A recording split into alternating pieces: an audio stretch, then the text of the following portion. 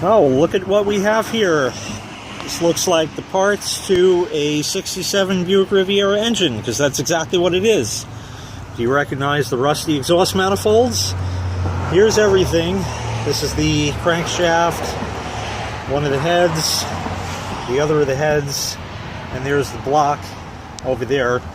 It's orange, and we're not sure if it's supposed to be orange. It's going to be painted a dark red, which allegedly is the correct thing.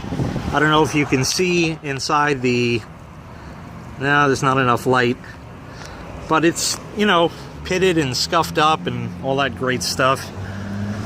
The heads here, everywhere that you see yellow, it's pitted. You can't see it on camera, but it's there. You can feel it. And notice the bolt holes. There, that one. But look at this. All chewed up. And all chewed up. And down at the end as well. There's, I don't know what parts those are, bearings and all kinds of stuff. So anyway, end result is they're going to be planing this down, and we're going to put a really nice gasket on it, and that should seal that up. And that's pretty much the deal as far as all of this goes. Not much else to see. Here's the other side of the block. Maybe you could see a little more in the pistons there. And then there's the rest of the parts inside. And here's the car. The engine is out. And notice the purple torque converter. So apparently the transmission has been done at one point or another, but everything's out of here. Not too much to really see at this point. And we'll go take a look at some of the other parts. And here are the pistons. There's a valve there, timing chain. Pistons obviously are right here.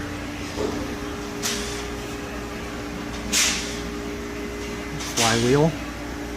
And this is the timing cover. I believe it was. And this is where the oil pump sits. And we're going to have to replace this part because it's pitted and grooved and not great. So this piece is going to be replaced. And over here is just hoses and the coil, alternator, distributor, the fan, distributor if I didn't say already, air cleaner, parts like that. The belts are going to be replaced, the hoses are going to be replaced because now is the time to do it. And that really is it. Apparently they've numbered all of the wires, so I guess that's nice. And here's the fuel pump. That's going to get replaced as well. Yeah, and there's where it connects. Maybe the new one will have a new line, I don't know. So we don't have the wonky hose, but there's the fuel pump and the arm that's pushed by the cam. And that's how it pumps fuel. So it's a work in progress, and it's going to be for some time. So it's here and it's apart, and it's going to be rebuilt. Just notice how few wires there actually are under the hood. There's the ignition wires there, one down there, I guess for the transmission, red wire. Yeah, the rest is all just here. But it didn't take much. It was all engine and not computer. So that's the current story with the Bluick. Everything is in progress. It's going to take a long time. They're going to be sending the block and the heads and all that stuff out to be machined, honed, bored, all that kind of stuff that machinists do. And of course they're going to be replacing the valves, the springs, the push rods, all the internal engine parts that you could possibly think of. All the bearings, of course, will be replaced. The flywheel will stay the same. He says there's nothing wrong with it. And that's it. Now, as far as this business with it, you know, what actually happened, I asked him, and he said, it seems like it lost oil pressure. I don't know that I buy that, because the gauge on the dashboard, with what little it does work, it does deflect and does move. When you rev it, it, you know, goes up higher. So I don't know that I really buy that. And even when XGO81X was over and we started it with the blown engine in front of the house, I had mentioned in that video that the needle for the oil pressure did actually go up. So I don't know that I necessarily buy that. We didn't see any bearings that were, you know, officially toast or anything like that. There's a lot of old worn out stuff and things like that, but there's not a definitive answer as far as what actually broke or something like that. So it's too bad. It's going to be one of those mysteries that I'll never really find out the answer to. But anyway, that's the update for now.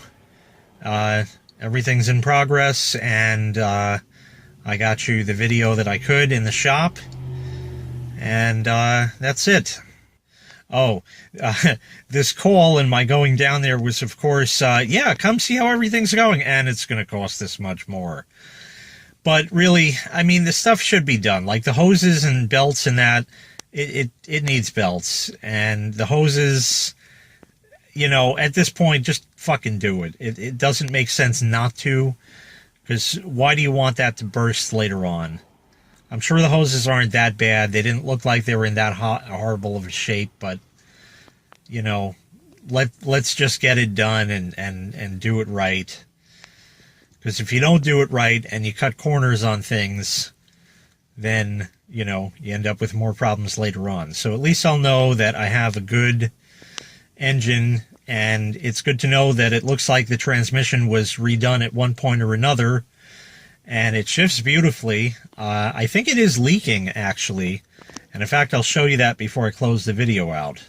This is where the Bluick sat while its engine was no good, and you can see the big dark spot. I don't know what the smaller spot is, if that was from it or something else. It looks like the same stuff.